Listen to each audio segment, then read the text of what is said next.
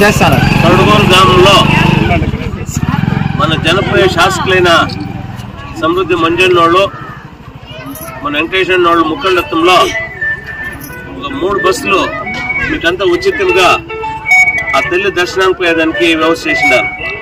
కార్యక్రమంలో వచ్చినట్ల మా వెంకటేశ్వరనోళ్ళు, మా విశ్వనాథోళ్ళు, మా నారసమ్మనోళ్ళు, మా వెంకృష్ణ వాళ్ళు, ఈ గ్రామస్తులకు కూడా నేను నమస్కరిస్తూ ఇప్పుడు మనం ఒకటి యోచన చేయాల. ఏమి సమృద్ధి మంజన్నోళ్ళు ఎమ్మెల్యే కాకముందులో ఇదే గ్రామంలో వచ్చి బస్సులు పంపించినప్పుడు ఒక ఆశీర్వాదం ఇష్టమే. ఏమి మీరందరూ కూడా ఆశీర్వాదం చేయండి. మీరు ఆశీర్వాదం చేస్తే యావత్తు మీ జట్లో ఉంటా, నేను బస్సులు పంపిస్తాను అని చెప్పి వాగ్దానం చేసిండే. సుమారు జనం అనుకుండ్రే వీనేమో ఎలక్షన్ కోసము చెప్తా ఉన్నాడు బస్సులు పంపిస్తాను అని, ఇంకా గెలిచినాక వీళ్ళు బయటికి తిరిగి చూస్తాడని కూడా మాట్లాడరు. కానీ ఈ బొద్దు ఆయన గెలిచి నాకేం లేదు గెలిచినాను ఉండిపోవచ్చుగా ఉండే.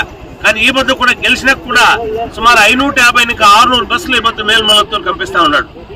ఏమి ఈ తాలూకులో అంతే మా జనాలు ఆ మేల్మలతో పోయి ఆ తల్లి దర్శనం చేసుకోవాలని, వాళ్ళ కుటుంబాలు బాగుండి వాళ్ళ బిడ్డలు బాగుండి ఒక దృష్టి పెట్టుకొని ఇప్పుడు మన కాడేపల్లి నాగరాజన్న, మన సమృద్ధి మంజి, మా నాయకులంతా చేరి ఇప్పుడు ప్రతి గ్రామానికి కూడా బస్సులు పంపించేట్ల వ్యవస్థ ఉంది.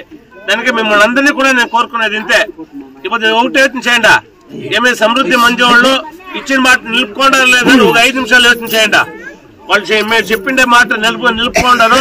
రేపు ఆయన జట్లో మీరందరూ కూడా ఉండి ఆయనకి మా పక్షంకి కూడా మీరు ఆశీర్వాదం చేసి మీ ఆశీర్వాదం అబద్ధం కూడా సమృద్ధి మంచి వాళ్ళ మీద ఉండాలా, ఈ పక్షం మీద ఉండాలా అని చెప్పి మిమ్మల్ని అందరినీ కూడా కోరుకొని నా 2 మాటలు ముగిస్తా ఉన్నాను.